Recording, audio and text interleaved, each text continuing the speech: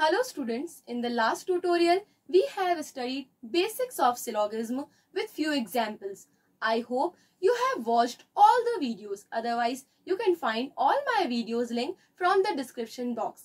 In this tutorial we will study type 1 and type 2 questions of syllogism. So let's begin.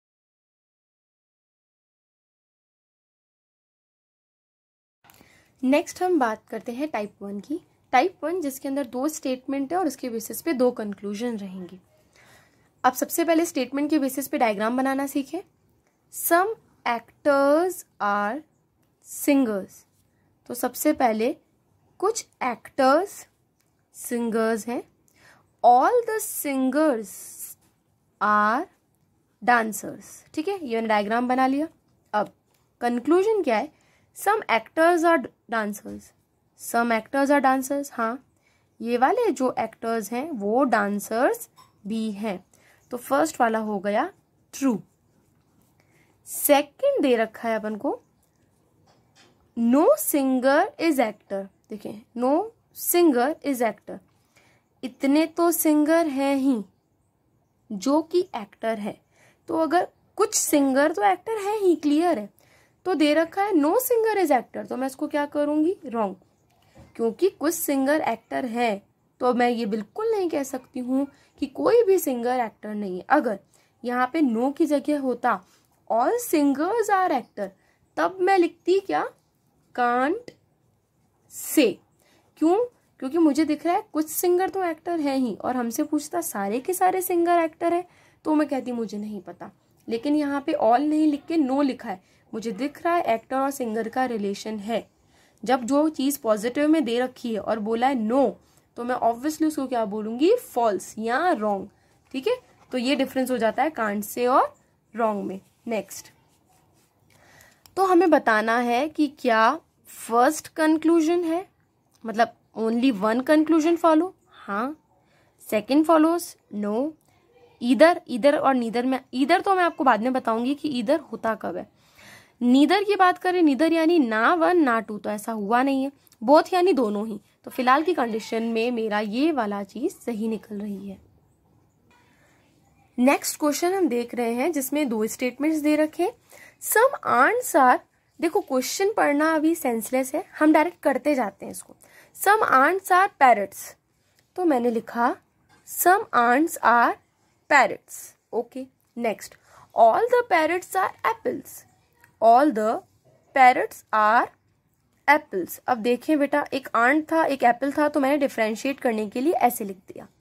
Conclusion हमसे पूछा है all the apples are parrots, all the apples are parrots. देखें, all the parrots are apple वो तो दिख रहा है, लेकिन पूछा क्या है कि क्या सारे के सारे एप्पल पैरट है, तो मैं इसको लिखूंगी कांट से, मैं नो नहीं कह सकती।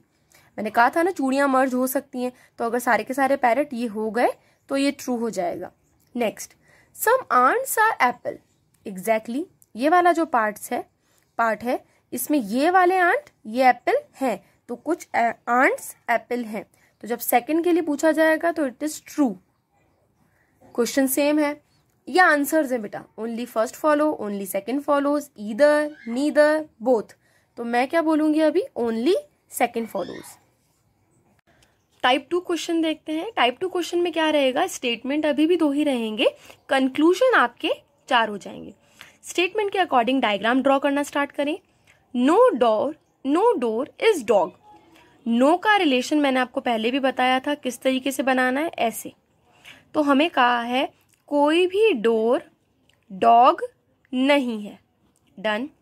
All the dogs are cat, all the dogs are cat. ठीक है, ये वाली चीज क्या हो गई? कैट।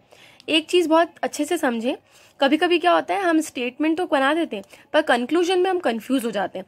ये चीज ध्यान रखें कि झगड़ा किसका है या नो का रिलेशन किसका है? डोर का डॉग के साथ।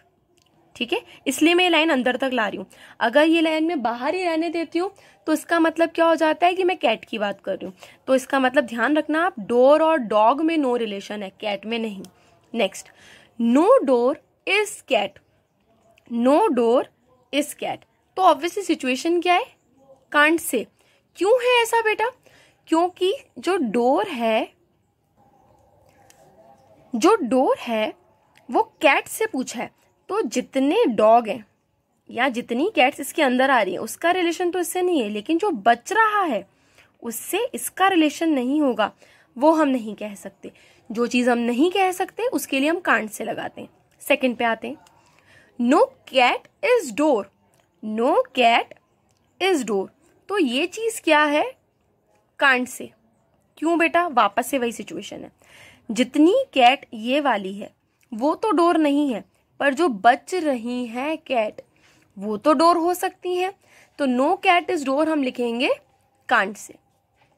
Third, some cats are dog, some cats are dog, हाँ क्योंकि जो इतनी कैट है वो तो डॉग है ही ना, तो सम पूछा है तो मैं बिल्कुल श्योर हूं कि ये ट्रू है। Last, all the cats are dog, all the cats are dog, बेटा सम पर तो मैं श्योर हूं कि सम कैट्स आर डॉग, तभी तो मैंने थर्ड वाला ठीक किया, लेकिन ऑल के लिए मैं श्योर नहीं हूं। अगर ये चूड़ियां या ये सर्कल मर्ज हो जाते हैं तो ये चीज हो जाएगी। ओके, तो फिलहाल तक की कंडीशन में मुझे पता चल रहा है सिर्फ थर्ड फॉलो कर रहा है। ऑप्शन कैसे भी हो सकते हैं, जैसे लिखा है ओनली 2 और 3 follow, 1 and 3 follows, 3 4, only 3, all the 4, तो फिलहाल मुझे क्या करना है, only 3, which is option number D. Type 2 का नेक्स्ट क्वेश्चन देखें। स्टेटमेंट दे रखा है ऑल मैन, सारे के सारे मैन जो हैं वो वर्टिब्रेट्स हैं। Some mammals are vertebrate, some mammals अलग बनाना है, सम मैमल्स आर वर्टिब्रेट, ये स्टेटमेंट मैंने बना लिया है। कंक्लूजन की अगर मैं बात करूं, ऑल मैन आर मैमल, सारे के सारे मैन मैमल हैं, नहीं कह सकती मैं, तो ऑब्वियसली ये कांट से क्यों होगा, रॉन्ग नहीं कर सकते। आपको दिख रहा है कि मैम मैन और मैमल का तो रिलेशन ही नहीं है, तो आप इसको रॉन्ग क्यों नहीं कर रहे हो, क्योंकि मैंने आपको क्या बोला कि ये जो सर्कल्स हैं ये मर्ज हो सकते हैं। Second, all mammals are man, उल्टा है, अब ऑल मैमल्स आर मैन, तो ऑब्वियसली इसमें भी मैं कांट से, ऊपर वाले में मैन का मैमल से था और इस वाले में मैमल्स का मैन से है, दोनों फिलहाल मुझे कनेक्टेड नहीं दिख रहे हैं पर हो सकते हैं। Next, some vertebrates are mammal, वो तो दिख ही रहा है ना, कुछ जो वर्टिब्रेट्स हैं ये वाले वो मैमल हैं, ये रे, तो मैं क्या करूंगी, ट्रू।